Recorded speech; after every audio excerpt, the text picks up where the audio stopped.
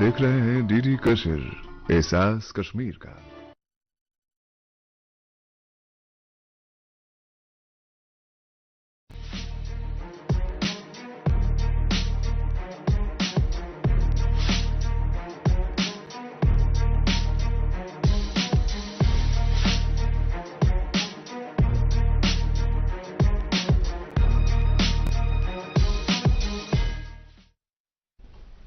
हालात हाजरा के आज के शुमारे के साथ मैं हूं रूबी निसा खान। आदाब दोस्तों, दूध और इंसानी नफ्सियात का आपस में एक गहरा तालमेल है।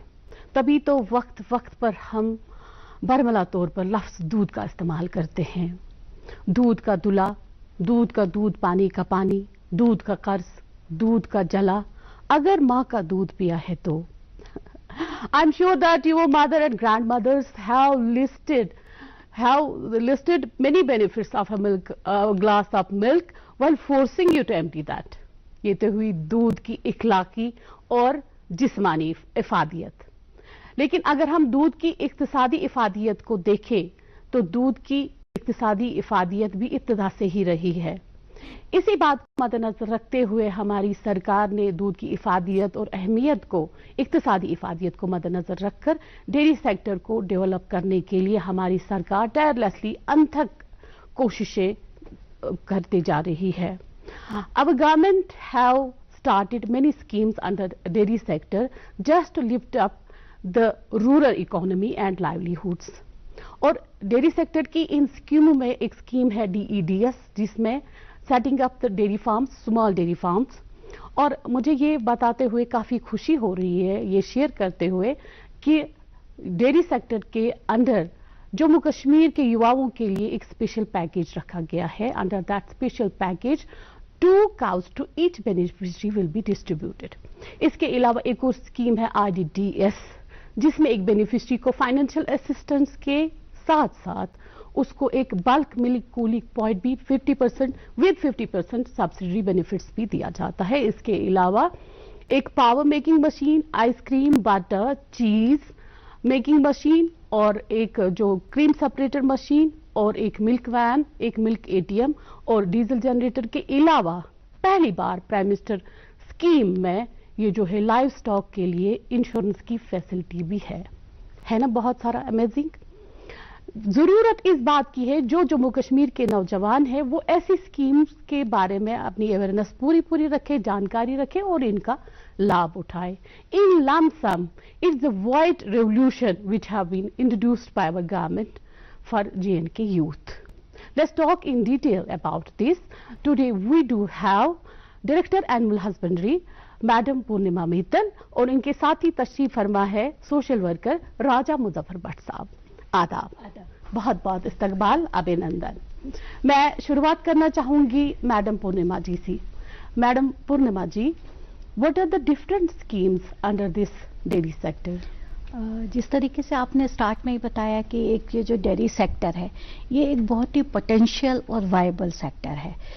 इसमें एक पिछले 4-5 साल से, मैं अगर डिटेल में आप ही की स्कीम्स की बात करूं जिनके आपने नाम लिए, DDS जो स्कीम थी जिसमें एक प्रोविजन था कि 2 से 10 गाय तक प्रोवाइड की जाती थी किसी बेनिफिशियरी को। लेकिन पिछले कुछ सालों में हमने देखा कि इसका इम्पैक्ट उतना ज्यादा नहीं हुआ, क्योंकि जब 2 गाय एक बेनिफिशियरी लेता है तो उससे वो कमर्शियली वायबल नहीं बन पाता था और उसकी एडिशनल इनकम नहीं जनरेट होती थी।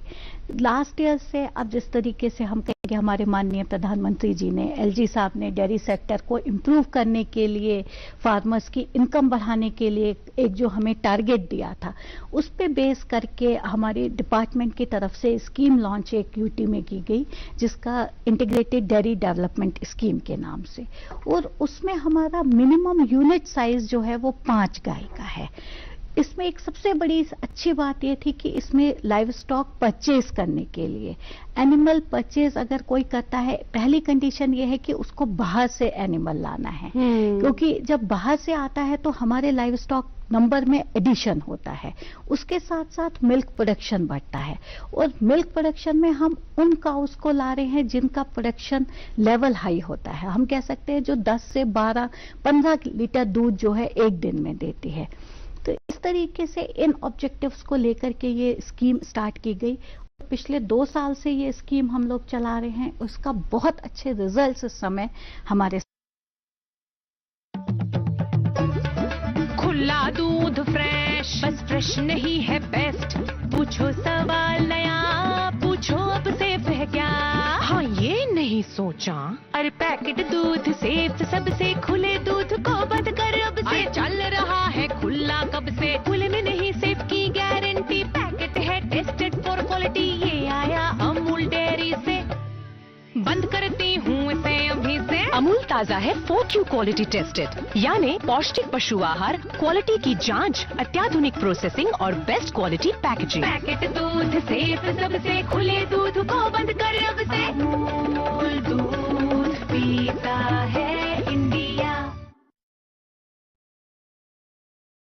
सामने आए। और अगर हम ग्रामीण इलाकों की बात करेंगे, ग्रामीण इलाकों की आबादी का एक बड़ा हिस्सा जो है वो डेयरी सेक्टर्स पर निर्भर रहता है, अगर हम इकोनॉमी की बात करेंगे। देखिए इसमें बहुत सारी चीजें हैं। एक हमारा यह है कि जो हमारा रूरल एरियाज हैं, ऑलरेडी लैंड उनके पास अवेलेबल है, फॉडर उनके पास अवेलेबल होता है, समर्स में ग्रीन फॉडर अवेलेबल है, विंटर में भी जो घास निकलती है वो उनके पास विंटर के लिए अवेलेबल होता है।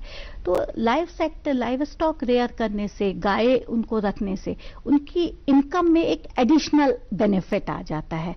दूसरा उसमें क्या होता है कि घर में फीमेल हैं, वो आराम से उसको रेयर कर सकती हैं। और मैक्सिमम केसेस में ये हो रहा है कि जो भी यूनिट्स हमारी स्टैब्लिश हुई हैं तो वहाँ उसको मेंटेन हमारी घर की फीमेल्स ही कर रही हैं, और उन जो उससे इनकम मिलती है वो उनको एक एडिशनल इनकम मिल जाती है। तो एक तरीके से ये वुमन एम्पावरमेंट की तरफ भी चला जाता है। बेशक मैं उसी बात पे आ ही चाहूंगी, लेकिन बात करते हैं पहले राजा मुजफ्फर भट्ट साहब से। चूंकि आप एक सोशल वर्कर हैं तो आपकी नजर रहती है पूरे समाज पर, तो क्या लगता है आपको कि what is the potential of this dairy sector in Jammu and Kashmir for the youth of J&K, युवाओं के लिए इसमें कितने मौके हैं?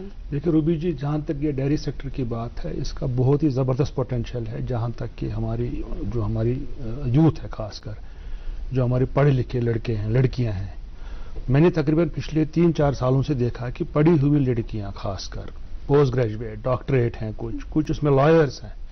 एक तो बहुत ही अच्छे लॉ कॉलेज से पढ़ी हुई, and she has established a very good dairy farm in Budgam. और मतलब जब यहाँ पे लॉकडाउन भी था, कोविड का लॉकडाउन था, वो सवेरे निकलती थी। उसके अलावा मैंने यहाँ बांडीपोरा में एक वहाँ पे एमफिल लड़का एक है, उसने इस्टेब्लिश किया है, बहुत मतलब उसके 10 इस वक्त हैं। तो इसका इतना पोटेंशियल है कि सबसे बड़ी बात है मार्केट की बात। इसमें यह है ही नहीं कि कब क्या बोलते हड़ताल होगी, कर्फ्यू होगा, कोविड होगा, लॉकडाउन होगा, तो क्योंकि दूध तो पीना ही पीना है। बिल्कुल। So this is a great potential. और हम इस वक्त भी कितना हम दूध वहां से इंपोर्ट करते हैं बाहर से, चाहे पैक्ड दूध हो, चाहे बाकी टाइप का दूध हो, टैंकर्स में दूध आता है। तो मुझे लगता है, जहां तक मैडम ने भी कहा कि यहाँ पे इतना ज्यादा फॉडर अवेलेबिलिटी है, हमारे ग्रास लैंड्स हैं, हमारे करेवाज हैं, हमारे यहाँ पे इतने पैडी लैंड्स हैं, हमारे एप्पल ऑर्चर्ड्स है, उसके अंदर भी घास होता है। So we have lot of जो क्या बोलते हैं फॉडर अवेलेबिलिटी यहाँ पे। उसके अलावा जो हमारे पास जहाँ का एनवायरनमेंट है, सबसे बड़ी बात है। और जो नई ब्रीड्स हैं इनकी, मतलब जो यूरोप में होती थी, चाहे हॉलस्टन है, चाहे जर्सीज है, तो उनको माकूल यहाँ पे माहौल वैसा ही मिलता है जैसे उनको यूरोप में मिलता है। तो मुझे लगता है क्योंकि 30, 40, 45 साल से इस वक्त जर्सी और हॉलस्टन का यहाँ ब्रीड चल रहा है, तो मुझे लगता है कि इसका बहुत ही जबरदस्त पोटेंशियल है। और सरकार को जो है इनको प्रोत्साहित करना चाहिए, इनको आगे करना चाहिए, ताकि ये जो बात की मैडम ने इंटीग्रेटेड डेयरी डेवलपमेंट स्कीम या बाकी स्कीमें हैं, तो मुझे लगता है इसकी ज्यादा अवेयरनेस होनी चाहिए, ताकि जो हमारे यूथ है वो आकर्षित हो जाए, का फायदा उठा सके। बिल्कुल बिल्कुल। मैडम पूर्णिमा जी, मुझे बताइए what about doubling income of farmers, क्योंकि ये हमारे माननीय प्रधानमंत्री जी का एक सपना है, ख्वाब है। हमारी तो कई सारी सेंट्रल स्कीम्स चलती रहती है, ना सिर्फ डेयरी सेक्टर में बल्कि ओवरऑल अगर हम देखेंगे, यही कमी रहती है कि लोगों के पास उसकी जानकारी नहीं होती है कि उसका लाभ उठा सके। लेकिन जहां तक हमारी डेयरी स्कीम का ताल्लुक है, तो इसमें माननीय प्रधानमंत्री जी ने बिल्कुल एक बोल्डली ये कहा है कि that it is my dream with in 2022 जो फार्मर्स की इनकम है वो उसी चीज को सामने रख के, उसी टारगेट को अचीव करने के लिए ये स्कीम जो हम लोगों ने की लॉन्च डिपार्टमेंट की तरफ से, और जिसका यहाँ पे हमारे पास सब्सिडी भी आई, टाइमली आई, और आज तक हमारे पिछले 2 साल हो गए अभी ये स्कीम चलते हुए। लास्ट ईयर हमने की थी 20-21 में, और ये 21-22 जो अभी साल हमारा खत्म नहीं हुआ है, ऑलमोस्ट हमारी 1100 से 1200 यूनिट सिर्फ हमारी कश्मीर डिवीजन में एस्टैब्लिश हुई हैं। और उसका बेनिफिट क्या हुआ है कि फार्मर, उसका अपना खेती का काम है, लैंड है, उससे जो इनकम आती है, लेकिन साथ साथ एक छोटे से स्पेस में वो 5 या 10 गाय भी रेयर कर रहा है। अगर हम 5 गाय की यूनिट दे रहे हैं, 50 से 60 लीटर दूध उसको पर डे मिल रहा है। बिल्कुल। और उसकी आप वैल्यू कैलकुलेट कीजिए कि कितना पर डे का इनकम उसका मिल रहा है। तो उससे क्या होता है, ये एक इंटीग्रेटेड फार्मिंग होती है। साथ साथ हम उनको प्रमोट करते हैं कि अगर आपने एक डेयरी फार्म रखा है, आप साथ में 1000 पोल्ट्री भी रख लो। वो इंटीग्रेटेड फार्मिंग का एक कॉन्सेप्ट बनता है, जिससे उसकी डेली बेसिस पे इनकम इंक्रीज होती है, एनहांस हो जाती है। तो वो सारी चीजें ऐड तो फार्मर्स की इनकम पे ही कर रही हैं, जिसका टारगेट ही है कि डबलिंग ऑफ फार्मर इनकम। और जैसा कि आपने कहा कि महिलाओं के लिए काफी खुशाइन बात है, उनकी जो इनकम है घर बैठे वो कमा सकती है, निर्भर हो सकती है, एम्पावर हो सकती है, और उससे जो आजकल के जो हमारा एक्सप्लॉयटेशन, वुमेन एक्सप्लॉयटेशन का जो जमाना है वो भी उसमें एक तो कमी आ सकती है। सेल्फ रिलायंट बन जाएंगी, उनके घर में अपनी इनकम पहुंच रही है उनके पास, उस छोटी इनकम से ही वो बहुत बड़े काम कर सकती हैं। दूसरा, साथ साथ में हमने देखा है कि ये जो छोटा सा मिल्क का एक बिजनेस बनता है, इसके लिए इसमें इजीली वो इसको सेल कर सकती हैं, घर में ही लोग आकर के उनको ले जाते हैं, कहीं जाने की जरूरत नहीं पड़ती। और मैं आपको बताऊंगी कि इस सारे हमारे 2 साल की मेहनत का इम्पैक्ट हुआ है कि इस साल हमें विंटर में यहाँ बाहर से दूध इंपोर्ट नहीं करना पड़ा। ये फिगर्स हैं हमारी इस साल की कि इस साल पूरे विंटर जो है हमें इंपोर्ट नहीं करना पड़ा मिल्क। और यही हम चाहते हैं कि जैसे समर में भी जब हमारा ज्यादा कंजम्पशन होगा, ज्यादा डिमांड होगी, उस समय भी एटलीस्ट कश्मीर में इतना प्रोडक्शन हो कि हम सेल्फ रिलायंट हो सकें। बिल्कुल, इंशाल्लाह। मुजफ्फर साहब, जैसा कि आपने कहा कि 1-2 सक्सेसफुल डेयरी जो ओनर्स की आपने स्टोरीज भी बताई, हमारे साथ शेयर की, लेकिन फिर भी मैं पूछना चाहूंगी, what are the challenges which the youth is facing in this dairy sector? अगर जो गए हुए हैं ऑलरेडी, क्या क्या पहले तो मैं एक बात कहूंगा, आपने भी बात करी, जहां तक आपने वुमेन एम्पावरमेंट की बात करी, मैडम ने भी बात की, वो फॉर योर इंफॉर्मेशन, जहां तक मैंने भी देखा है फील्ड में, जितनी भी हम गांव देखे, जहां पे भी कोई 2 या 3 गाय रेयर कर रहा है, उसकी डायरेक्टली इनकम जाती है लेडीज के पास, क्योंकि ये बिल्कुल लेडीज के हाथ में है, क्योंकि हम भी दूध लाते हैं तो हम भी देखते रहते हैं। और इसकी इनकम, अगर हम बात करें इनकम की, अगर हम रूरल इकोनॉमी की बात करें, अगर रूरल इकोनॉमी में हम बात करें, सबसे ज्यादा अगर कोई इस वक्त वहां कमा रहा है घर बैठे, वो है थ्रू डेयरी फार्मिंग। और इसकी इनकम डायरेक्टली जा रही है इनके पास, लेडीज के पास, चाहे 2 गाय हैं, 3 गाय हैं, उसका मर्द उसको हाथ नहीं लगाता है, और वो उसको अच्छे से ये कर रही है। तो एक बात है। उसके बाद चैलेंजेस की बात है मैडम, चैलेंजेस में इस वक्त जो है डिजीज एक है कॉमन है मैडम, कोई पता है, इसमें फुट एंड माउथ डिजीज है।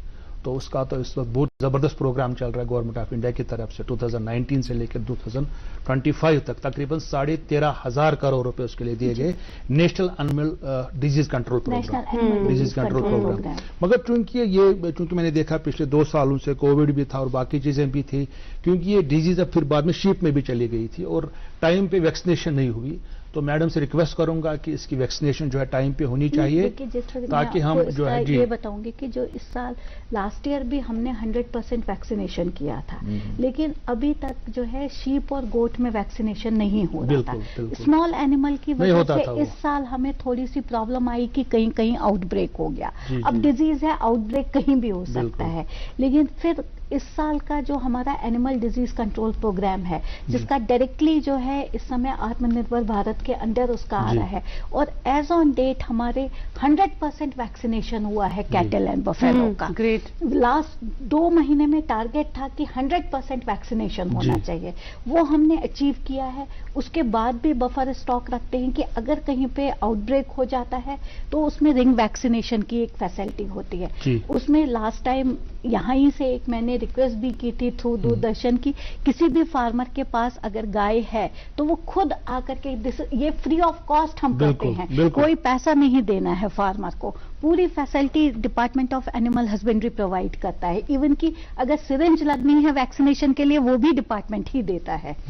तो वो हमने तो उसके अलावा मैडम और एक चैलेंज ये है कि जो हमारे यहाँ पे मतलब अगर कोई डेयरी फार्म स्टार्ट करता है 5 गाय से, 10 गाय से, 12 गाय से, वो जो क्योंकि नए होते हैं उसमें होते हैं, उनको कोई ये नहीं होता। मैं चाहूंगा कि यहाँ पे अगर ऐसे इंस्टीट्यूशन हमारे पास क्रिएट मतलब किए जाते सरकार की तरफ से, या जहाँ पे ऑलरेडी जो हमारे डेयरी फार्म्स ऑलरेडी हैं, अगर उन डेयरी फार्म्स को एज ट्रेनिंग इंस्टीट्यूशन भी क्रिएट किया जाता, बनाया जाता, ताकि हमारे पास कुछ प्रैक्टिकल ट्रेनिंग इंस्टीट्यूशन होते, क्योंकि ये जाते हैं एंटरप्रेन्योर डेवलपमेंट इंस्टीट्यूट में, EDI में जाते हैं पांपोर में, वहां देख लेक्चर सुनते ही करते हैं, तो क्योंकि इनको उतनी ज्यादा प्रैक्टिकल एक्सपीरियंस नहीं होती है। तो मैं चाहूंगा कि आपकी वसादत से अगर आप गवर्नमेंट से भी टाई अप करें और प्राइवेट एंटरप्रेन्योर हमारे हैं, अगर हम बड़े लेवल पे छोटे छोटे डिस्ट्रिक्ट लेवल पे 3-4 जगहों पे ऐसे सेंटर्स कायम कर सके डेयरी फार्म्स के अंदर ही, ताकि नए नौजवान जो है लड़के लड़कियां पढ़े लिखे जो करना चाहेंगे तो वो वहां पे इंटर्नशिप टाइप का करें, वहां पे 3 महीने का, 4 महीने का, 2 महीने का, ताकि वो उसमें अच्छे से ट्रेन हो जाए। क्योंकि बहुत शिकायत ऐसी भी आ रहे हैं कि बहुत सारे एंटरप्रेन्योर ने अपने सेंटर खोल के रखे, डेयरी फार्म खोल के रखे थे,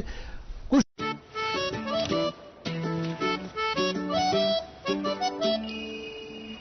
लिमिट में गुड्डी। आज मेरा बर्थडे है, शॉपिंग होगी अनलिमिटेड। अब मामा मेहरबान तो भांजी क्यों हो परेशान।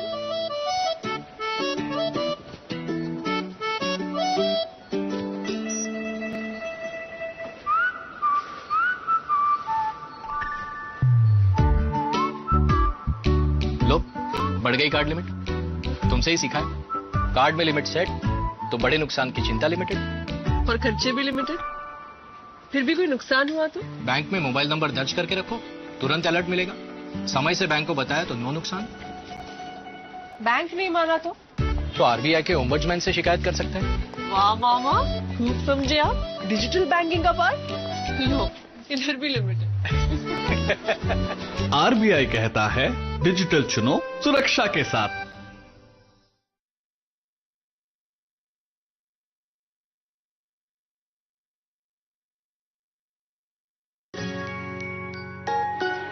मम्मी की छुटकी, डैडी की गुड़िया, पल में जो भर दे खुशियों से दुनिया। खट्टी मीठी बातें, मस्ती मुलाकातें, दिल में बसी सबके इस घर की बेटिया। हर घर के हर दिल में बसा अमूल ताजा, हमेशा फ्रेश। इस घर की बेटिया। लोगों को बंद भी करने पड़े क्योंकि उनको उतनी ज्यादा एक्सपीरियंस नहीं है। तो मैं चाहूंगा कि ऐसे सेंटर हो। मैम, पहले मैं आपसे पूछना चाहूंगी, why authorities fail to ensure practical training and hand holding to the new birds. Training और हैंड होल्डिंग की जो बात है, इसमें ऑलरेडी हमने लास्ट ईयर भी, क्योंकि ट्रेनिंग का जो है वो डिपार्टमेंट के पास ट्रेनिंग का कोई प्रोविजन नहीं है। हाँ, उसके अलावा जो हमारे पास थोड़ा बहुत प्रोविजन होता था अवेयरनेस का, ये ट्रेनिंग्स का, उसमें फार्मर्स को हम ग्रुप्स बना के ट्रेनिंग डिस्ट्रिक्ट लेवल पे देते थे, लेकिन वो प्रोविजन बहुत कम था। उसके बाद हमने स्कॉस्ट से ये टेकअप किया था, क्योंकि उनके पास प्रैक्टिकल ट्रेनिंग का एक स्पेस होता है। जिस तरीके से वहाँ उनके बड़े डेयरी फार्म्स हैं, उनके पास इंटर्नशिप होता है, मानसबल में है, तो उनके साथ हमने टेकअप किया था कि आप हमसे बैचेस ले लीजिए, जिन लोगों को हमने अपने स्कीम के अंडर डेयरी फार्म प्रोवाइड किया है, और उनको भी रिक्वेस्ट की थी कि जो भी इस तरीके की ट्रेनिंग लेना चाहता है वो आ जाए, हम उसको कॉस्ट में रेफर करेंगे। 10 डेज 15 डेज जितना टाइम का वो एक रिफ्रेशर कोर्स उनको वहां करा देंगे। उसके अलावा जो आप मुजफ्फर साहब ने कहा, it's a very good point, ये मैं देखूंगी और इस पे हम थोड़ा सा वर्कआउट करेंगे की जरूरत है। हाँ, जस्ट इवन देन हमारे, चाहे हमारा वेटनरी असिस्टेंट सर्जन है, जो भी हमारा वेटनरी का सेंटर है, उसमें इनकी हैंड होल्डिंग हम करते हैं। कहीं पे किसी को किस समय वैक्सीनेशन देना है, इसी के साथ मैं आपको बताऊं, जैसे एक दूसरा हमारा नेशनल लेवल प्रोग्राम चल रहा है, नेशनल आर्टिफिशियल इंसेमिनेशन प्रोग्राम। तो उसमें क्योंकि आजकल नेचुरल मीटिंग नहीं होती है, इंसेमिनेशन प्रोसीजर होता है, वो भी फ्री ऑफ कॉस्ट हम डिपार्टमेंट इनको प्रोवाइड करता है। इसके लिए फिर हैंड होल्डिंग, जैसे कहीं पे कोई बीमार हो जाता है इनका एनिमल, इमीडिएट उसको जरूरत है, उसके लिए हमने मोबाइल वेटनरी क्लिनिक स्टार्ट किया है 1962। उसका एक फ्री टोल फ्री नंबर है, जिसके थ्रू डायरेक्ट कांटेक्ट करके ऑन कॉल डॉक्टर से या कंसल्ट कर सकते हैं। टेलीमेडिसिन हम करते हैं कि हमारे पास कॉल आ जाता है, उनको ऑन स्पॉट। तो मैम अभी जो व्यूअर्स हमारा प्रोग्राम देख रहे होंगे तो उनकी दिलचस्पी के लिए उनको कॉन्टैक्ट नंबर्स बता दीजिए सो दैट कि वो आपको जैसे मैंने आपको बताया 1962 हमारा 1962 ये टेलीफोन नंबर है, टोल फ्री नंबर है। इस पे डायरेक्ट कॉल करके वो इस पे ले सकते हैं कि उनको अगर एम्बुलेटरी सर्विसेज चाहिए या टेलीमेडिसिन। 19 ऑडियंस को मैं बताना चाहूंगी व्यूअर्स को कि 1962 टोल फ्री नंबर, उस पर राब्ता कायम कर सकते हैं। अगर उनकी गाय बीमार है, कोई प्रॉब्लम है उनको, तो उस पर वो कंसल्ट कर सकते हैं। उसके तो अलावा जैसे मैं पूछना चाहूंगी कि माउथ एंड फुट डिजीज जो एनिमल्स में रहता है, जी जी ये भी आम किसान जो फार्मर जो शिकायत रहती है एनिमल में mouth and foot disease, foot and mouth disease, foot and mouth disease. जी मैडम, ये तो क्योंकि हमने बात अभी भी की इसके बारे में, क्योंकि ये बहुत ही कॉमन डिजीज होती है जो हमारे चाहे बफेलोज हैं, चाहे हमारे गाय वगैरह हैं, अब ये छोटे एनिमल्स में भी हो गया, क्योंकि पहले उतना प्रेवलेंट नहीं था छोटे एनिमल्स में। क्योंकि पिछले साल मैंने देखा तो ये जो हमारे शीप थे यहाँ पे, बहुत सारे शीप की डेथ भी हो गई थी। तो चूंकि कोविड की वजह से वो टाइम पे प्रोक्यूरमेंट नहीं हुई, उसमें कुछ डिलेज हो गया था बीच में, और उसकी वजह से ये हो गया। अब मैडम ने कहा कि मतलब इसमें क्या बोलते इंश्योर कर रहे हैं कि इसमें होना चाहिए, बिल्कुल, क्योंकि इसके लिए पैसे भी अवेलेबल है गवर्नमेंट ऑफ इंडिया के पास। तो मुझे लगता है कि इसमें जो है इनको देखने की जरूरत है। नहीं देखिए, डिजीजेस तो वही health care we are providing, the department is providing health care, किसी भी टाइप की डिजीज हो। अब ये इसका एक वैक्सीनेशन प्रोग्राम है जिसमें टारगेट है कि by 2025 we have to by 25 we will consolidate it and 2030 to 2030 we have to eradicate this disease. Okay. तो उसके अलावा मैडम थोड़ा सा मैं आपको ये करूंगा, क्योंकि हमारे पास जितने भी हमारी स्कीमें हैं वगैरह, क्योंकि हमारी गवर्नमेंट का भी, गवर्नमेंट ऑफ इंडिया का भी, प्राइम मिनिस्टर का खासकर इतना इसका फोकस है कि हम ऑर्गेनिक की तरफ आए, क्योंकि दूध हमारे वही मैं आपसे पूछना चाहती थी कि आम फैम में मुजफ्फर साहब हम ऑर्गेनिक वेजिटेबल्स या फ्रूट्स के बारे में जानते हैं, लेकिन ये ऑर्गेनिक मिल्क ये क्या देखिए मैडम, इसमें ऑर्गेनिक मिल्क में ये है कि चूंकि हमारी जो गाय वगैरह है ये जो फॉडर खाती हैं, चाहे घास खाती हैं, उसमें बहुत सारा स्प्रे होता है हमारे एप्पल के ऑर्चर्ड्स में, और ये बिल्कुल उसका स्प्रे जो है उसका इम्पैक्ट उस फॉडर के अंदर होता है, इस घास के अंदर होता है। जब ये घास खाती है फिर उसी घास से वो दूध बनता है, और इस दूध के अंदर ट्रेसेस होते हैं हमारे पेस्टिसाइड्स के। ये तो ये है बिल्कुल बात, सही बात है, ये ऐसी बात नहीं, इस पर बात तक पूरी रिसर्च की गई है। तो चूंकि बहुत अब कंसेप्ट ऐसा आ गया है कि अब ऑर्गेनिक दूध की तरफ आ रहे हैं, जो हमारे डेयरी फार्म्स है वहां पे बिल्कुल खेती होती है, उसमें बिल्कुल कोई भी दवापाशी नहीं होती, कोई भी केमिकल फर्टिलाइजर का इस्तेमाल नहीं होता है। तो मैं चाहूंगा मैडम को भी थोड़ा सा इसके बारे में ये करना चाहिए, ताकि हम कुछ जो है मॉडल जो है ऑर्गेनिक डेयरी फार्म्स बना सके डिस्ट्रिक्ट वाइज पे। ये आप ऑर्गेनिक फार्मिंग की बात कर सकते हैं, ऑर्गेनिक मिल्क की बात कर रहे हैं, सच हम कहेंगे। आपने खुद बताया कि पेस्टिसाइड्स हमारे फॉडर में होता है, तो फॉडर डेवलपमेंट इसी इंटीग्रेटेड डेयरी डेवलपमेंट के साथ हमारी दूसरी स्कीम में fodder development. Okay, fodder development scheme में हम साथ साथ जो भी हमारा डेयरी फार्मर है उसको एनकरेज कर रहे हैं कि आप फॉडर डेवलपमेंट की तरफ आइए। एक तो उसको हम प्रोवाइड कर रहे हैं, चाहे चेफ कटर चाहिए, अगर उसके पास लैंड है उसको ट्रैक्टर चाहिए फॉर फॉडर ग्रोथ, तो वो ऑर्गेनिक फॉडर उसमें ग्रो कर सकता है।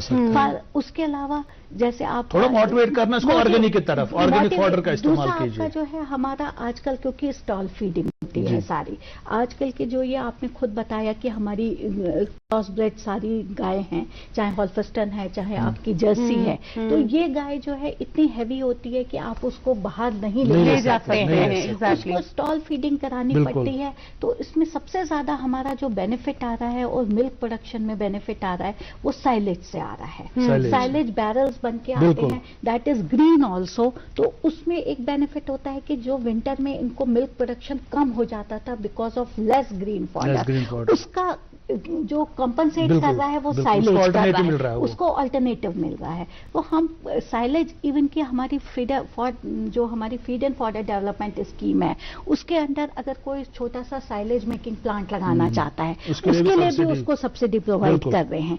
इवन कि अपना, और दूसरा इसमें साथ साथ होता है कि मिल्क प्रोडक्शन बढ़ता है on the basis of feed, किस टाइप का फीड आप गाय को दे रहे हैं। जैसे पहले लोकल गाय होती थी वो कुछ भी खाती थी तो उसका प्रोडक्शन 3 या 4 लीटर पर डे का होता है। अब जिस गाय का प्रोडक्शन 20 लीटर है उसके लिए तो आपको फीड भी देना है।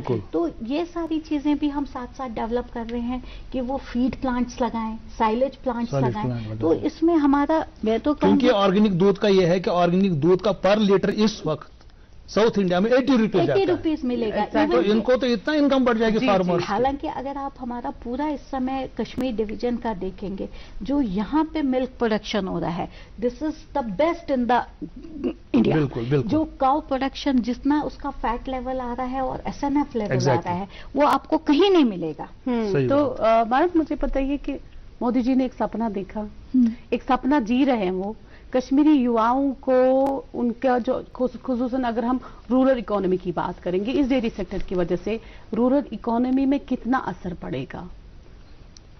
रूरल इकोनॉमी के तो आप ये सोचिए कि यूनिट्स जितनी बढ़ेंगी, और साथ साथ अब हम यूनिट्स बढ़ाने की बात नहीं कर रहे हैं, हमने मिल्क प्रोडक्शन पहुंचाया। एक पॉइंट होता है जहां पे जाके हमारा कंजम्पशन लेवल आ जाता है, जैसे हम कहेंगे अब हम इंपोर्ट नहीं कर रहे हैं, फिर आप क्या करेंगे उस मिल्क का? सो एनकरेज हमें लोगों को करना है आपके थ्रू, सारे हमारे जितने भी इस तरीके के चैनल्स हैं, कि यूथ जो हमारे डेयरी लगा रहे हैं, अगर वो डेयरी अपनी नहीं लगा सकते हैं because production is already in the valley, उसको अब हमें चैनलाइज करने की जरूरत है, उसमें वैल्यू एडिशन करने की जरूरत है।